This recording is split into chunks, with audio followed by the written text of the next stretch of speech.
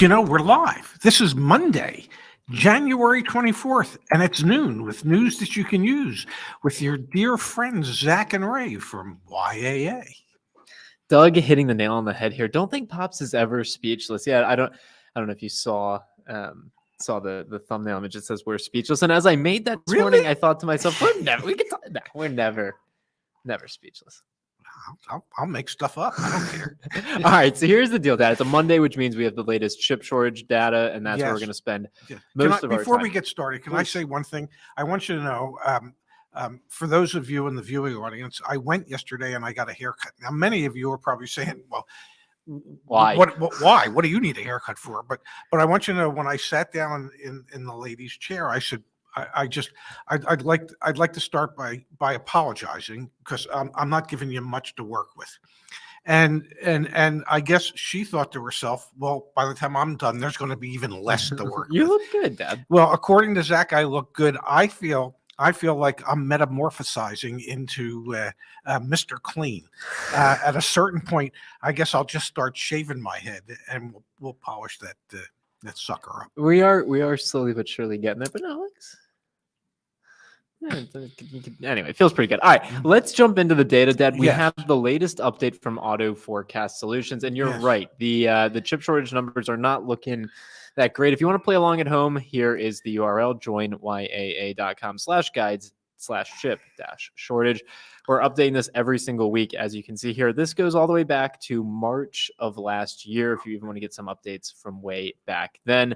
Let's look at where we were last week, and then we'll update for where we are this week, okay? Okay. So last week, we had a huge increase week over week in the total number of vehicles that were taken out of production. So the prior week, the first week of January that we had data, there were 47,000 vehicles taken out of production. Yes. Then that jumped up to 149,000. Yeah. Interestingly, the projection only increased by 65,000. So the numbers down here are the total projected. Yeah. It went from 767,000 to 832,000. Yes. So the actual went up by about 102,000 vehicles taken out of production, but the projection globally, went up 65,000. We were a little, I don't want to say perplexed, but just saying, that's interesting. Well, because the projection is a projection, and they're projecting that they'll overcome some of these issues moving forward. Yeah, the only justification you could have, for why the actuals would go up more than the projections is because you expect over time. Yes, the delta will change. Yeah, it's not quite the delta, but all right.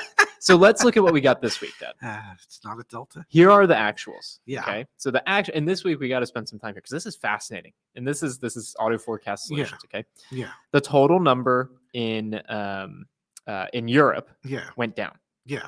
So the actual number of vehicles taken out of production went down 11,200. Wow. Don't know how that can happen. The actual number of vehicles taken out of production in South America went up 6,800. Okay. The actual number of vehicles taken out of production in the United States or in North America went down 900. Again, fundamentally don't understand how that could happen. That's okay. And we finally have data coming out of China and the rest of Asia. Yes. Okay. So the total number of vehicles taken out of production went up 38,000 units over the week. Okay. Yes. Yeah. And that's with some subtractions. Yes. Big questions. We should get someone from Auto Forecast Solutions on the show eventually. That would be probably good. Now, here's the projections. Yeah. Okay. The total projected lost out of Europe went down 110,000 units to 220,000 from 331. Wow. That's huge. Yeah. South America, the total projection went up 167,000. Let me say this right now. I am so glad I am not living in Brazil, ladies and gentlemen. North America has nothing to do with automobile production, by the way. North America went up by 106,000 units. China went up. The rest of Asia went down significantly. Like, I don't understand. The total numbers, the absolute numbers went up 71,000. I don't understand what's going on here. But the long story short is they're revising their numbers up, just like we've seen them do for the past year. And to your point in prior videos, there's no silver bullet here. The headline on Automotive News this morning was chip shortage ready for year 2 or something along those lines. Yeah, the industry's ready for this. Well, the industry's ready to accept this, I should say. And they're ready in the sense that they understand it's happening and it's going to continue to happen, and that they're going to have to lower their projections for the number of cars that they hope to build because they know there's not going to be enough chips to do it all. Yep. And so it's fascinating to see. I mean, the data is just corroborating kind of what you've been talking about forever now. I've had a little bit of like a glimmer of hope when the first auto forecast solutions. So essentially, we're up 200,000 units on the projection. Yes. Just this month. I had this glimmer of hope. I was like, wait, things might be okay. And if things are okay, then prices come down. No, that's definitely not what's happening. No. But there's good news on the horizon. What's the good news? Intel Corporation wants to invest $20 billion to create a fab facility in Ohio. The only dilemma with that is that, well, they won't be able to start production at said facility until sometime in 2025. So by the year 2025, ladies and gentlemen, this chip shortage could very well be over. It is really interesting to think, like, we've talked a little bit about what the ripple effects from this experience will be.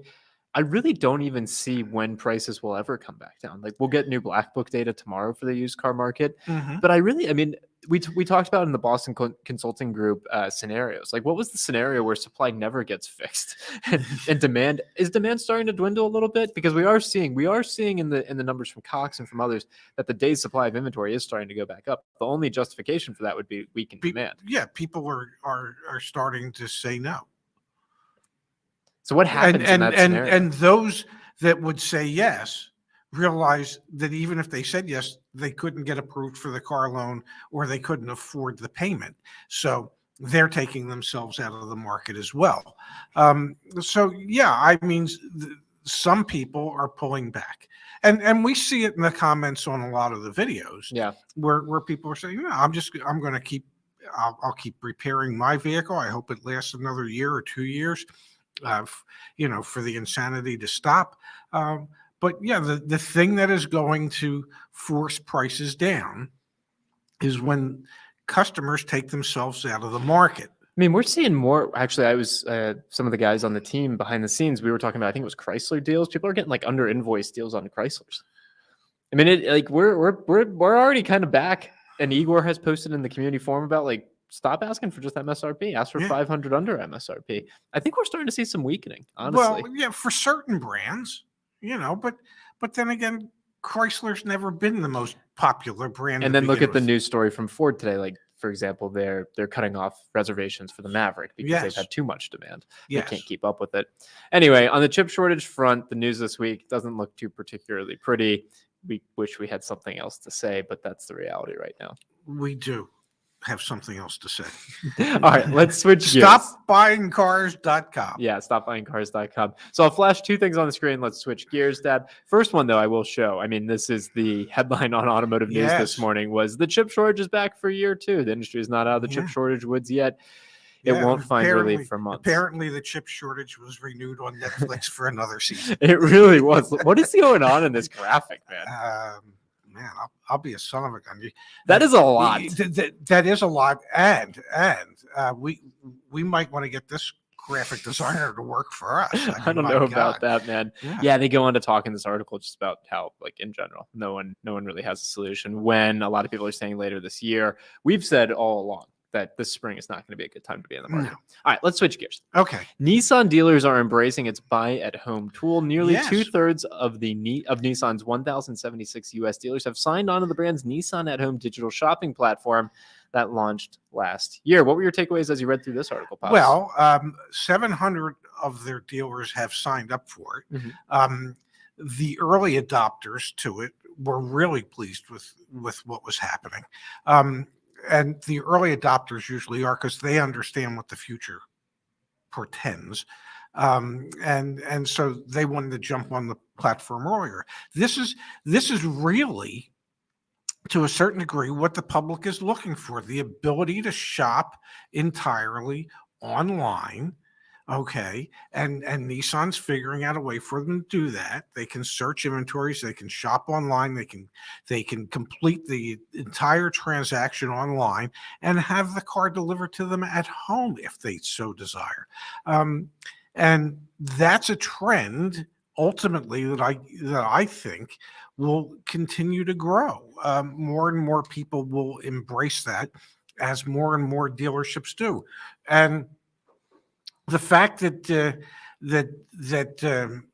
Fascinating comment from Igor. Majority of Nissan dealers are struggling with this system. Well, I believe that because it's a reorientation. Because it's new. Yeah, Yeah. reorientation of the whole business. Right. And I've had some conversations with dealer principals, people who have either recently sold their dealerships or are still in the business, and that's what they've told me as well. Is like they see the writing on the wall. Things are changing. How you actually navigate that change and restructure your workforce, like that's what there's a lot of concern. How you change the culture, how you re-educate the people that work for you to get them to buy into the shift in culture as to how you're going to do business. That's the hard part. But the visionaries figure it out, and the rest, some will fall by the wayside, and others will just continue to do what they do. Interesting comment from Space here. Nissan at Home is nothing compared to the in-house platform that Lexus and Toyota are using. Yeah, I mean, these platforms are these concepts of like buying and then getting it delivered at home exist. Oh, yes. Getting your dealership staff and personnel to buy into them and then orient themselves around that, that's going to be really, really challenging. I remember a time when you and I were in Las Vegas. Huh. And it wasn't our most recent trips, but we were in Las Vegas and we were playing blackjack at the MGM, and we're sitting next to a guy that was actually a finance director in Southern California. I remember that, yeah. And he was talking about, I think it was the Reynolds F&I desk tool. The thing that's like a whole table, but it's like visual, yeah. And people get to go through the stuff on their own. Mm-hmm. And then decide what it is they want. And if I remember at that time, and this was like 3 years ago, mm-hmm. where he said, their average per vehicle F&I profit was up about $500 since they switched to that. So I know that there's dealers that are concerned that if they allow people to complete the transaction online, that they'll lose money on F&I. But if the F&I is set up like it is in that way, ultimately, when there is less pressure or no pressure, people will pressure themselves, and I think maybe I need that.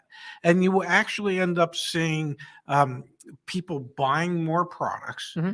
And rolling more stuff into their loan because they're doing it voluntarily. What percentage of customers that use Nissan at Home never went to the dealership and actually bought the car entirely online?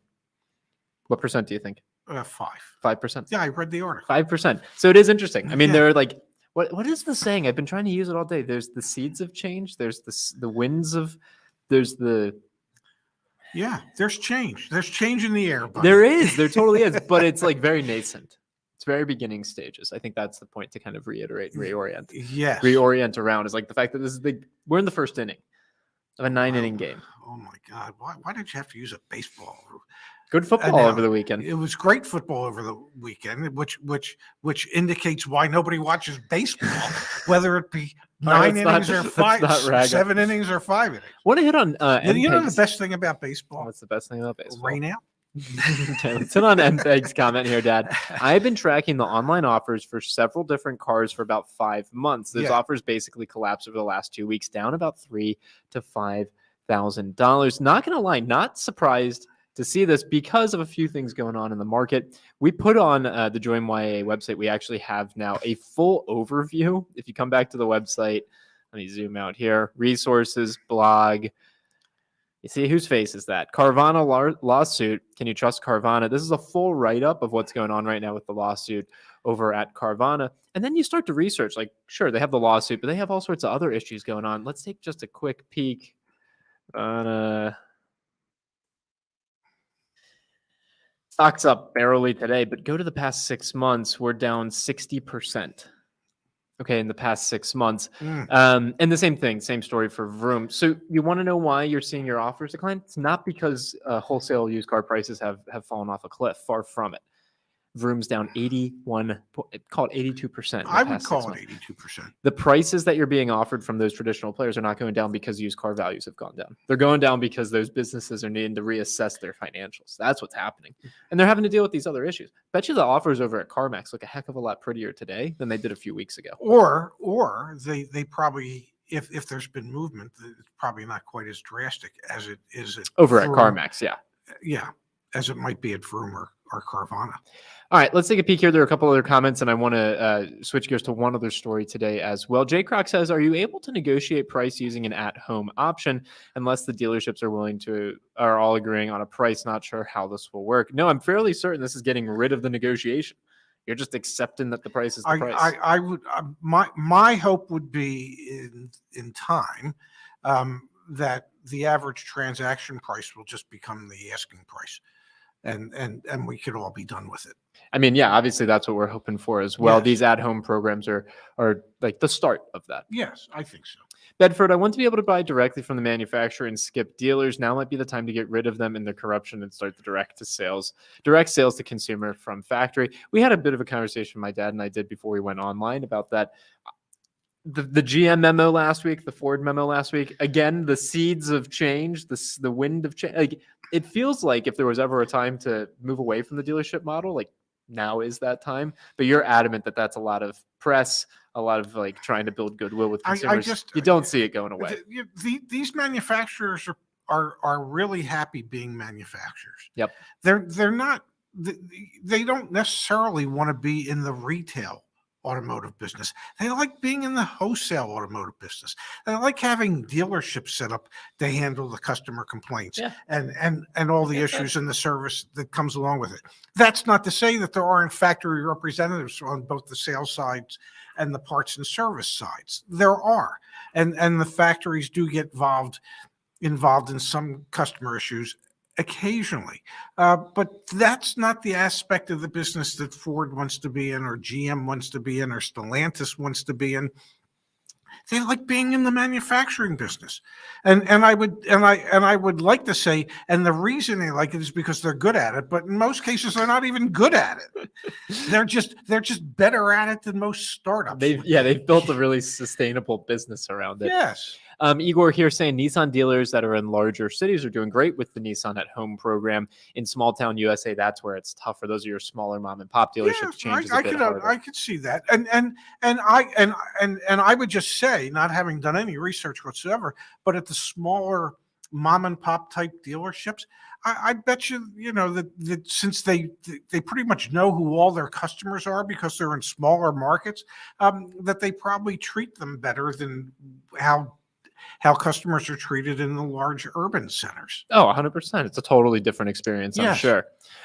Jeff giving us a quick shout out. Thank you, Jeff, saying your website is possibly the best auto-related site ever. I think it's 2 years in. We've built a bit of a foundation. We're still working to make it way, way stronger, but thanks for the kind words, Jeff.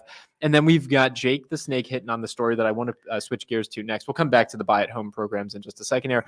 Jake the Snake, Ford just stopped taking orders on Mavericks. Yes, this is coming out of Automotive News in the Wall Street Journal. Ford just announced no more reservations on any of their Mavericks. It's a pretty big story because they announced earlier this year that they were going to stop taking reservations on the hybrid model. Yes. Now it's for all. Yes. This is a sign that there's demand there for an economy class truck. Yes. Which no one's really kind of owning that space right now. And it's also a sign that the chip shortage and the manufacturing challenges are not going away anytime soon. You can't be too terribly surprised by this. I'm not surprised by it. And literally the reservation system is what you put down $100 and you get to reserve a spot, and then you get to convert that into an order at some point. So I'm not surprised, that there are as many reservations as there are, because they've made it difficult for anybody that might have interest not to want to give a reservation for $100. Yeah. You can blow that or more on dinner for two.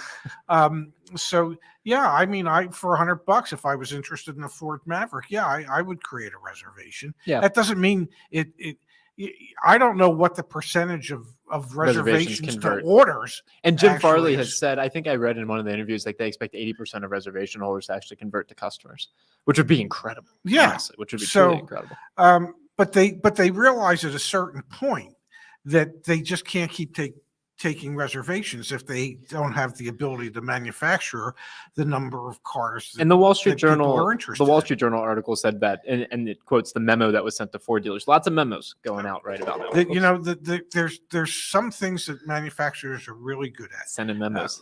Memos probably above and beyond even building the cars. And Jay Nagamy, we see your chat message about Chevy sending it wasn't a letter. It was a memo to their dealers telling them to stop with the markups. We'll pull that up here in just a second.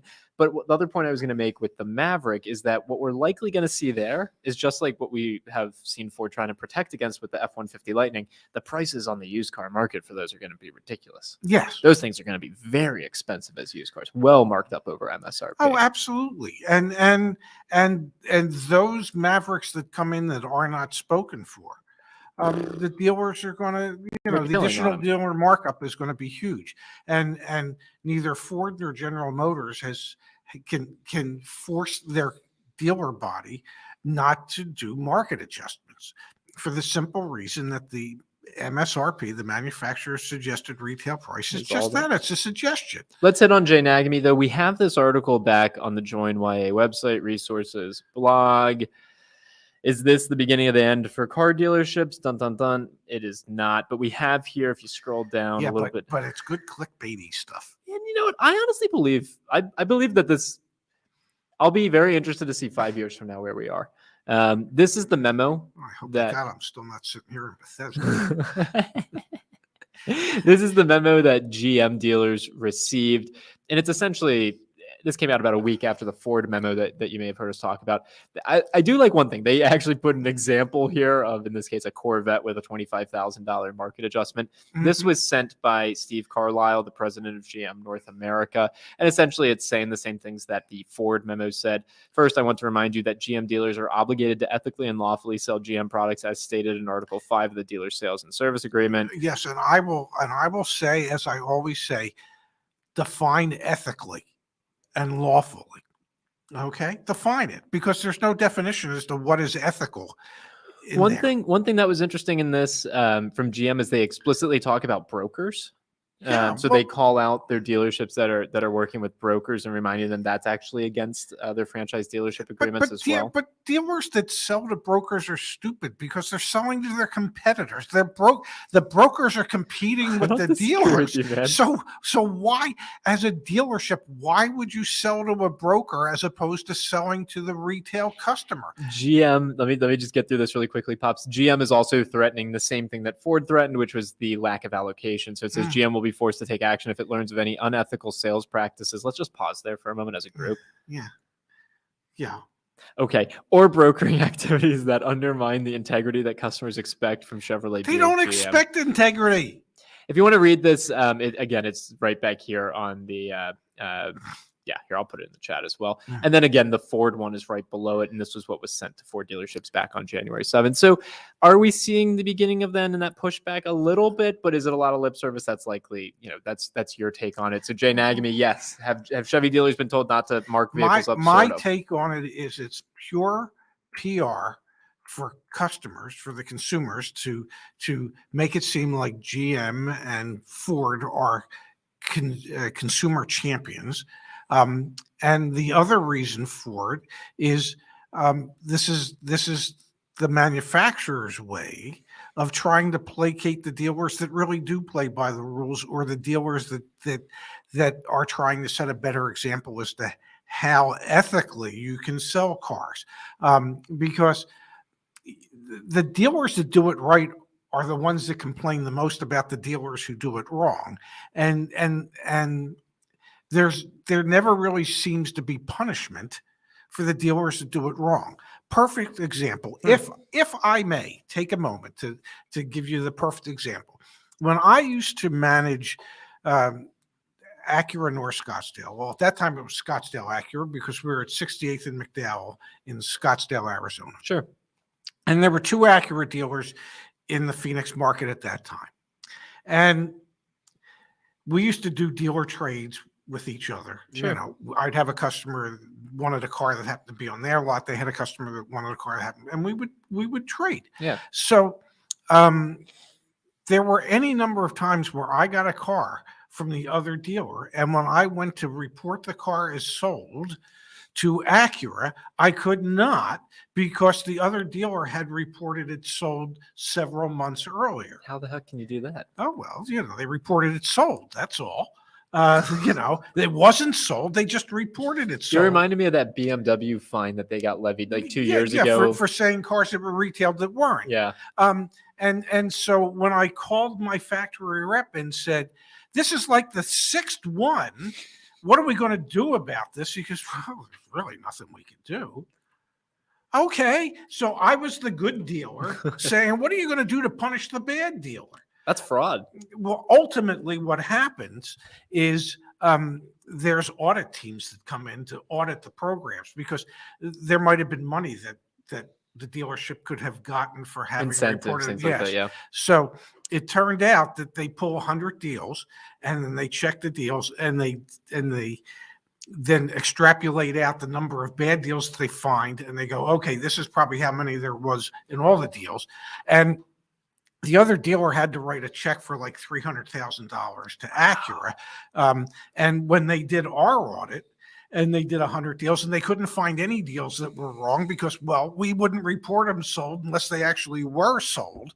Look at this from Igor. RDRing, retail delivery Yeah. reporting, cars to collect dealer cash and kickbacks before the car even had a customer for it. Yes. No, I hear you. But this is why. But that my point is that there are good dealers out there screaming to Ford and GM that there's dealers that are doing things in an unethical manner. What are you going to do about it? And what they're going to do about it is send out a memo. Okay, that's what they're going to do about it. So this is to placate the good dealers and to placate the customers to seem like a customer champion when you're not. No, I hear you. All right, let's hit through a couple more comments here. Pops Neil says if negotiation goes away, so does the need for the dealer. The issue with that is the franchise dealer laws that were lobbied for so hard over the past 100 years. We are starting to see some of them broken down. We should probably update our website and put I think there's 14 states currently. And on that article that I was just talking about before, is this the end of the car dealerships with the memos? We referenced the state of Connecticut, for example. Let me read it really quick. What the state of Connecticut has passed. I think this is a perfect example. In Connecticut, there's language that says they would allow a manufacturer to receive a dealer's license if it does not have a franchise agreement with a new car dealer in the state, if it builds only electric vehicles and only sells the vehicles it builds, and if it does not have a controlling ownership link to a manufacturer licensed as a dealer in the state.